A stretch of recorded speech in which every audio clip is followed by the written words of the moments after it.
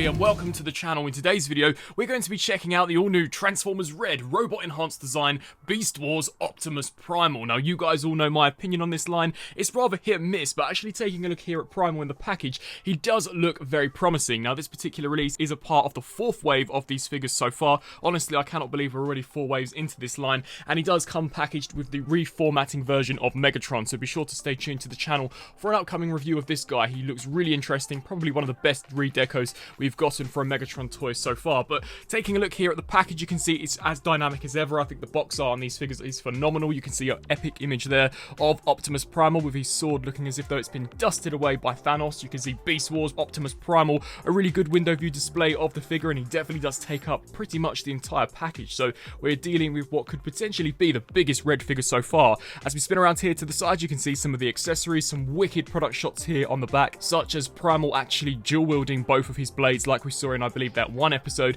You can see we've got the cannons here on the shoulder as well as the deployable cannons in the arm, and it also showcases the blades there. So without further ado, let's crack open Optimus Primal and see whether or not this line 4 waves in has finally begun to really pick up.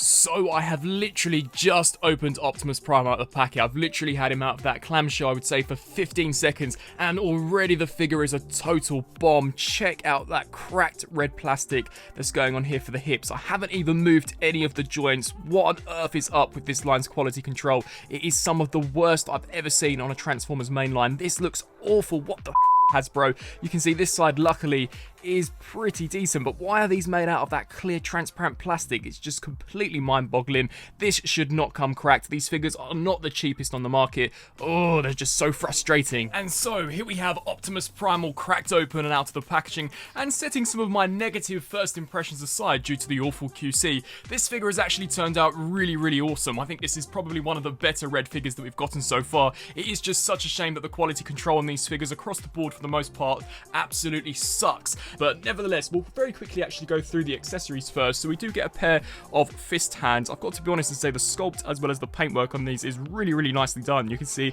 we've got some of the fingernail detailing on there, which is a really nice touch. You can see as we turn over to the other side, we've got that really awesome skin texture detail as well as the fur, which you'll see actually match up with the forearms of Primal. And we also do get a pair of almost open hands. Now, at least here on my copy, once again, not entirely sure whether or not it was a QC defect, but there was no way that I was going to get those blades in those hands unless I heated them up. The grip was so tight, and they're actually made out of a very rigid type of plastic, so you're not going to be able to pry the fingers open. So sadly, I do think you're going to have to boil them in hot water for a few seconds and actually pry the fingers open using his blades. But setting that critique off to the side, you can see that we do get included 2 of Primal's blades, and if I just wriggle this out of the insanely tight grip, you can see the attention to detail on these 2 has turned out really nicely. Completely cast out of blue plastic with the blade actually picked out in a super nice gunmetal. It's pretty much the exact same sculpt as what we got with the Kingdom version.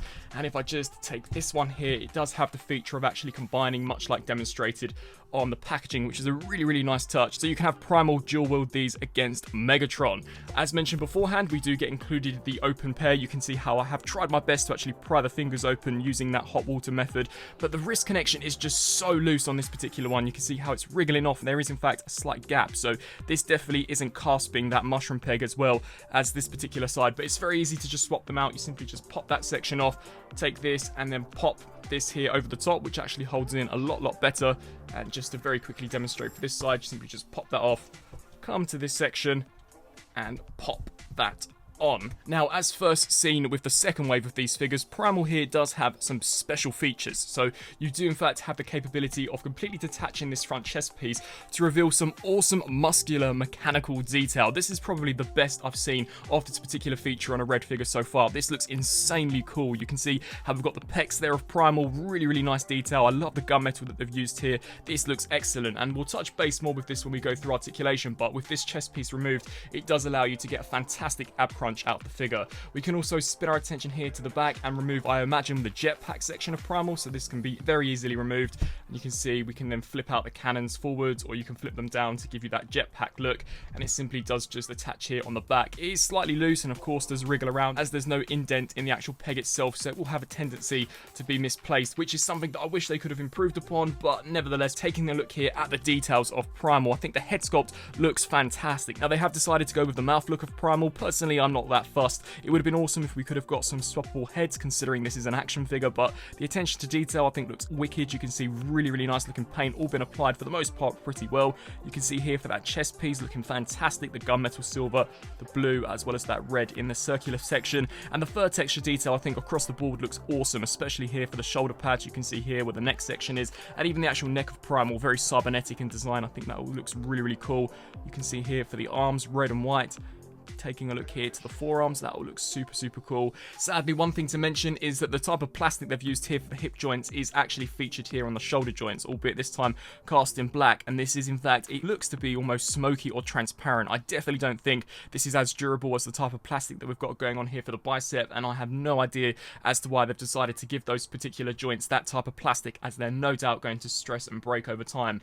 As we turn our attention down to the lower section, we've once again got Sid from Ice Age, and you can see here the thigh detailing all looks really nice. I love the mix of the red and white. I think that looks excellent. You can see that fur detailing. Turning our attention here down to the foot, we've got the hydraulic, and then as we spin around here to the back of Primal, considering this guy does not transform, you can see for the most part it is pretty accurate to how he appeared in Transformers Beast Wars. Now, turning to articulation for Primal, we get a pretty decent range here at the head. Sadly, it doesn't look up to the greatest degree, which is a little unfortunate, especially considering in the show Primal did of course have the capability of flying. We do get a great range of motion looking down. He can tilt side to side slightly, rotate the full 360. We do get a full rotation here at the shoulder, and the shoulder pad will in fact actually move with that, which is really cool. We do get some butterfly joints which can hinge forwards and backwards. We do get a very stiff joint. I won't actually demonstrate on this arm, as I do fear as if that will break, but a very stiff joint here at the shoulder, hinging out to the sides, which is pretty decent. Rotation here at the bicep, double joint here at the elbow, which is fantastic. Full wrist rotation, as well as a full waist rotation.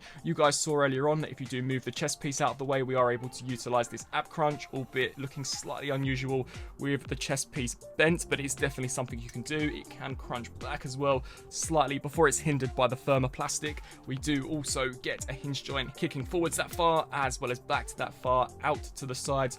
Rotation at the thigh, as well as a double joint here at the knee, which can bend to a pretty decent range in my opinion. And then here finally for the foot, this can pivot forwards and backwards, as well as rock side to side. So overall for articulation, it's still definitely not up to par with the likes of the G.I. Joe Classified series, but it is definitely better when in comparison to some of those figures that we got in Wave 1. I just do not understand how this line is still going. I do not think there's any demand for it, especially with the dire QC. But anyway, we can flip the cannons here forwards, and there's some pretty nice detailing as well as gunmetal applied to these. So you can definitely bring those forwards, and that does create a pretty decent look for Primal. And if we actually turn here to the intersection, you can push this region here, which will in fact pop out Primal's cannons here on both sides. So that once again is a really nice touch, and you can just see there the missile detailing, as well as completely cast out of red plastic. So in regards to an actual visual appearance, he looks fantastic, and for the most part poses pretty well, but I really wish they could have perhaps tightened up the QC on this guy, as honestly, it's some of the worst I've seen on a modern day Hasbro product. Here for some red comparisons, we've got Primal compared next to Cheetor, as well as Optimus Prime, and scale was completely thrown out the window with their previously released Red Bumblebee, so no matter what figures I show from the red line, they're never really going to be completely in scale. And actually recently watching the Kingdom Netflix series, I think this Cheetor is more based on his appearance from that, when in comparison to Beast Wars, this looks almost identical to what we actually saw in Kingdom. So once again, another cock up from Hasbro. Maybe this guy was supposed to be packaged as a Kingdom figure and then they just slapped the Beast Wars label on him, but nevertheless you can see how he compares here next to Optimus Prime. And personally, across the board, I think the best figure we've actually gotten from this particular wave is Cheetor and that first wave Megatron. So here's hoping that the reformatting version of Megatron does help to wash the bad taste out of my mouth that has been given to me by the QC here with Optimus Primal. Here's a comparison next to the Kingdom Voyager Optimus Primal, and honestly, just pick up the Kingdom Voyager figure. It's so much better when in comparison to this red figure. It's actually even more articulated considering it's got movable fingers as well. So that in a nutshell just goes to show you how poor this red line is, and to be fair, they're pretty accurate and can actually transform. So if you want bang for your buck and you want the best Optimus Primal figure out there, I definitely would recommend going here with the Voyager figure. So some final thoughts for the Transformers Beast Wars Red R.E.D. Optimus Primal. We'll start off with the positives first, as honestly there isn't a heck of a lot of them. So visually the figure looks fantastic, very accurate to how he appeared in the Beast Wars series, I can't deny that at all. I think the sculpt work for the most part is pretty spot on, the attention to detail to the accessories, the shoulder cannons as well as those swords is wicked. I do like the features such as the removable chest piece as well as backpack, and of course those pop out arm cannons, but other than that honestly there really isn't a lot here that is appealing to me that I can't already get from the fully transforming Kingdom Voyager Primal. The quality control on this figure sucks, and it isn't just this particular figure, it is something that's been across the board for the entire line. The first wave was plagued with swirly plastic, especially on that Optimus Prime, and even on the Soundwave. I thought the only real redeeming factor of that wave was Megatron. Then we jumped to wave 2. RC still had some of that swirling plastic, although Cheetah for the most part was pretty spot on. And then of course we go to wave 3. Starscream, a very good figure, probably one of the best out of the wave so far. And then Bumblebee, honestly I just thought he was an absolute train wreck. He looked decent but was way out of scale. Once again, really made me question as to what the actual point of this line was, as in other lines such as Marvel Legends and of course Black Series, all of the figures in the 16th scale do actually scale with one another, so as to why Bumblebee was as tall, if not taller than Optimus Prime, was just completely baffling.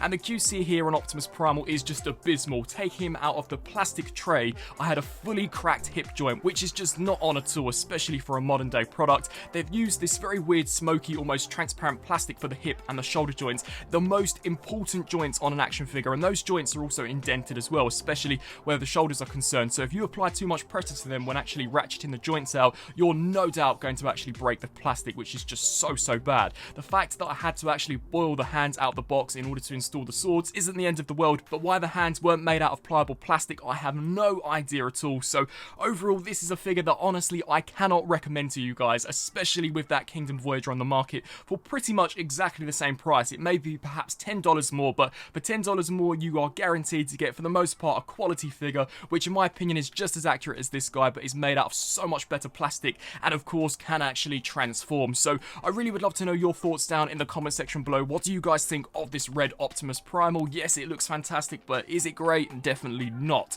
I would love to know whether or not you guys think perhaps I'm being too harsh on this figure. Do you guys like it? Will you be adding it to your collection, or will you be giving it a complete miss? I really hope that you enjoyed this video. I do apologise that it was perhaps slightly more negative when in comparison to some of my other reviews, but I've just got to keep it 100% real with you guys. I just do not think these figures are, in my opinion, worth it, especially in regards to their awful quality control. I thank you all for watching, and until my next review, I'll see you then. Thanks for watching.